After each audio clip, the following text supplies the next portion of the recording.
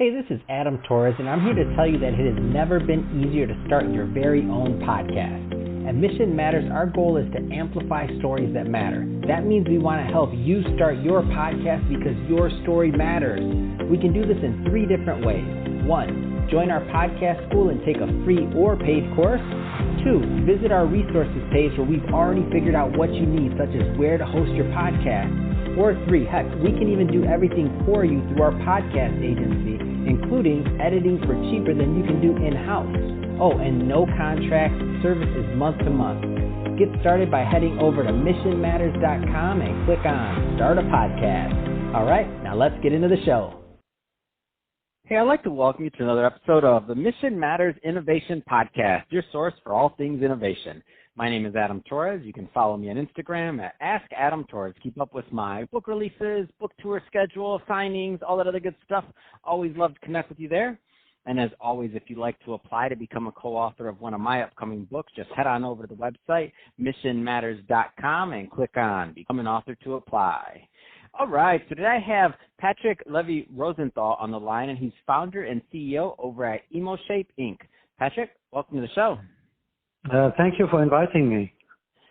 All right, so I'm excited to get into today's topic. So we're going to get into Emoshape Inc. and what you're doing over there. I understand the first motion synthesis chip for AI and robots available by SAS. So I'm excited to get into this and what this technology could mean going forward. But before we do that, just to give the audience a little bit more of your background, tell us a little bit more about how you kind of got started in business and in this industry.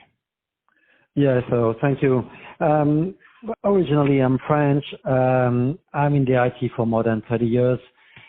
I'm known actually for inventing the virtual lenses back in 2006 that are used today in applications like Snapchat or TikTok, this visual effect that you have in the camera. And then back in 2010 and 12, I started to be really interested in emotions, why millions of people are posting, message on Facebook and they are looking for likes. They are posting media, music, sounds, videos. And so I was really interested in that subject and started to do some academic research. Hold on, Patrick. So you're the guy that invented these the technology that allows us to have like these lenses and all these different like faces on Snapchat and other things. Did I hear that correctly? So I don't know if I thank you or I should be mad at you. Yes, I am that guy actually. You can check on the patent in 2006. All the new patents refer to my patent. And yes, the teenager loves me. Other people hate me. I don't know what I should do. But yes, I'm the guy responsible for this. Oh, man, I don't know how many of these weird pictures I have of me floating around that I didn't take, by the way, but thank you for that. So Patrick, I do want to spend some time on what you're doing right now. So just to start us off, tell us a little bit more about Emoshape and your vision for the company. Yeah, thank you. So actually, back in 2012, as I said, I was really interested in emotions and how humans create emotion. Why do we have emotion? Why some species on Earth have emotions? What is the reason? I mean, it's not just for the fun, and there is some very deep survival reason for that. So I tried to do some academic research, tried to understand how it could be generated or modelized in the human brain, and came with a model. And so in 2012, we announced that we were prototyping the first emotion chip. Apply for a patent in the US for that. So the idea was really fun from the MIT and the assistive computing, which is actually try to understand how human and detect how human feels. My vision was not how the human feel, but how the machine will feel when the machine will understand its surrounding. And so in the surrounding of the human, in the surrounding of the machine, there is a human. So the machine needs to understand how the human feel, but what is interesting is how the machine will generate its response. So what we start to do is that we start to focus on the language as the first stimulus for a chip, and what we do is that we were able to extract high symbolic concept in the language, in the human language, convert that into stimuli in our chip. So we represent the stimuli in wave form, and all these waves are actually interacting each other inside the chip. So we're doing literally wave computing, and the result of this computing is the emotional states of the AI or the machine itself. more than 64 trillion possible emotional states or permutation every 1/10 of a second for the machine itself. Wow, that's absolutely amazing, and I get the different angles. So how will the machine, how will they respond? And that's totally, like, you just blew my mind right now. I'm sitting here thinking about this, and this got very interesting. This is like one of those Black Mirror episodes, and now I'm starting to think from their end. Exactly. So and then I'm just caught up on this whole Elon Musk thing I just watched the other day, that live stream, just dating this for when everybody's watching, and the Telelink or something like that. And so now I'm thinking about all these things, and now you're bringing it forefront. So where is this at right now? So tell us a little bit more about the technology, where you're at with the project overall, and just kind of like where the company's at overall for the people listening. So we are the third generation of the chip right now. We start with APU1, which was the prototype, then APU2, APU3.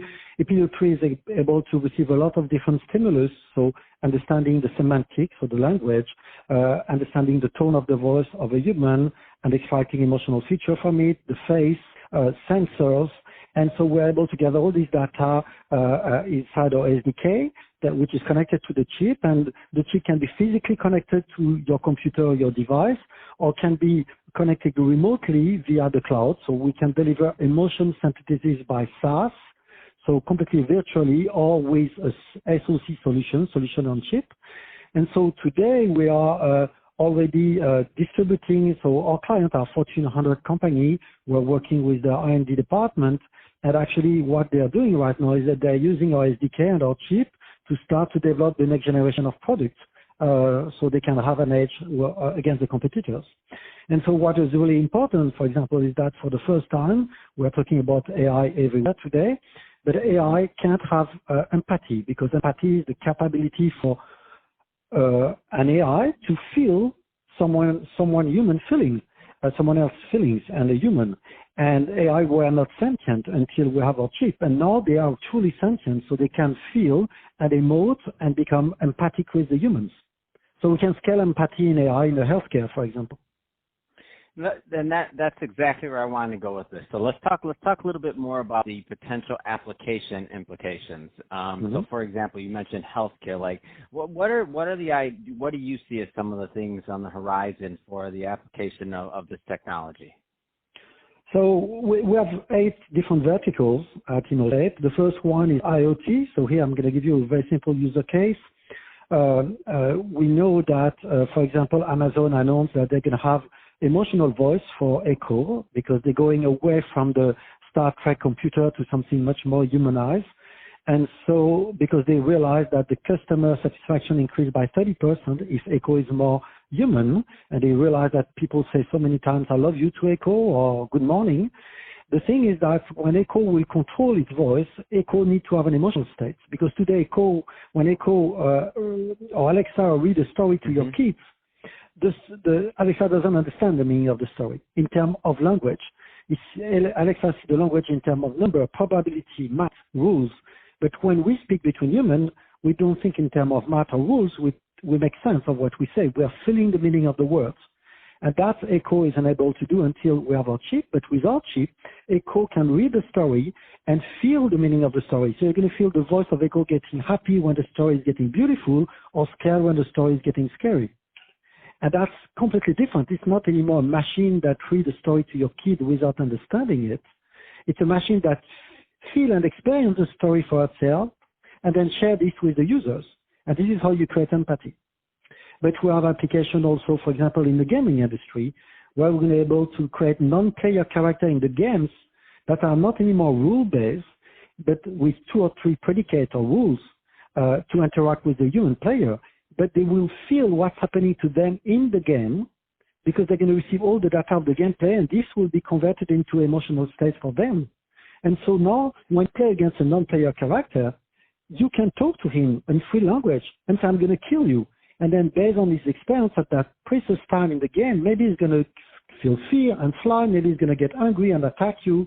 Maybe you can talk to him and say, hey, listen, buddy, you should come to my team, and we should be, together. So you create a new dimension in game that doesn't exist today. We have application in the automotive, because soon the selling point in the automotive industry is not going to be anymore the driving experience, but it's going to be the living experience in your car, and we're going to turn this car sentient. And of course, like I said, we have application in the healthcare because we can create virtual caregiver. And for example, when you have a nurse that needs to take 30 minutes to do a pain assessment with a patient, now the AI, with our technology, is fully capable of emoting and feeling sentient and feel the pain of the patient. And so the AI can do the pain assessment when the nurse is doing other things. So we can increase the productivity of the nurse. So there is a lot of application. I just gave you a few use cases rapidly. Wow, that's amazing. I love it. This is, it's great. And I'm excited to see as this continues to progress. You said you're on version 3 now, and as this keeps on continuing to progress, it gets more advanced, more, and more applications for it. I'm just excited to see how this all, evolves in the AR industry overall.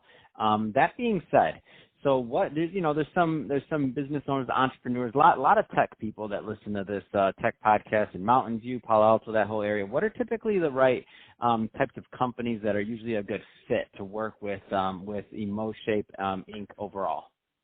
So we have a lot of AI company or chatbots. We want to give, to their natural language understanding an age. So they want the natural language understanding to be able to generate response to the user, but instead of using script, use the emotional states of the AI that keep with our technology the continuum of the conversation to select the right words so they can create a more empathic response with their user and response that make more sense. We're working with companies who are doing neural text-to-speech engine. So it's a new generation of text-to-speech for the machine to speak, where actually the neural net generate the raw audio, and we can control in real time the tone because our chip output in real time an emotional state in waveform. So binding those together, when the AI start to feel happiness or fear, you feel the emotion raising step by step in its voice and then decreasing over time. So you have something very human-like. So we're working with the people who want to deliver the next generation of user experience with voice. But of course, we have people developing a chatbot or call center for AI. Automotive, we have a lot of traction right now with the largest automotive car manufacturer, which just became yesterday tier 1 supplier for one of the top 3 car manufacturers in the world. And we are working with robot manufacturers, personal robotics. Actually, last year we got granted the patent for the emotion chip. So we have invented the heart of the machine for the future. So we can imagine in the future little robots having a chip like a heart and developing their own sensibility and personality with the user interaction. So a lot of different IoT too. We have also smart buildings. So a lot of different tech companies are, possibly our clients. Fantastic. Well, Patrick, that being said, so if somebody's listening to this and they want more information on Emoshape Inc., what's the best way for them to learn more about the company? Well, I think the easiest way is to reach out and discover what we show on our website, which is emoshape.com, so emoshape.com. Not all the information is public, so if you are really interested to receive more confidential information, I encourage you to reach out to Stefania, Stefania @emoshape.com, and she will organize a meeting or a Zoom conference with our team, and we are here to help you and help our clients. So anytime. Fantastic. Well, Patrick, really appreciate you coming to the show today and share more about your background and all the great work that you're doing over at Emoshape to really have build the heartbeat of the tomorrow is really what you're doing. I love it. And to the audience, as always, thank you for tuning in. Hope you got a lot of value out of this. Go ahead. And thank you very much for inviting us. We love your show, so it's great. Very kind, Patrick. And to the audience, as always, thank you for tuning in. Hope you got a lot of value out of this. If you did, don't forget to subscribe to the podcast, leave me a review on the Apple iTunes Store, and of course, if you're watching this on our YouTube channel, Mission Matters Innovation, give us a subscribe there, and also leave some comments in the video. I want to know what kind of projects you're working on. And Patrick, as I mentioned, I'm off to have you on the show. Big fan of your work. So thanks again for coming on. Thank you for inviting us.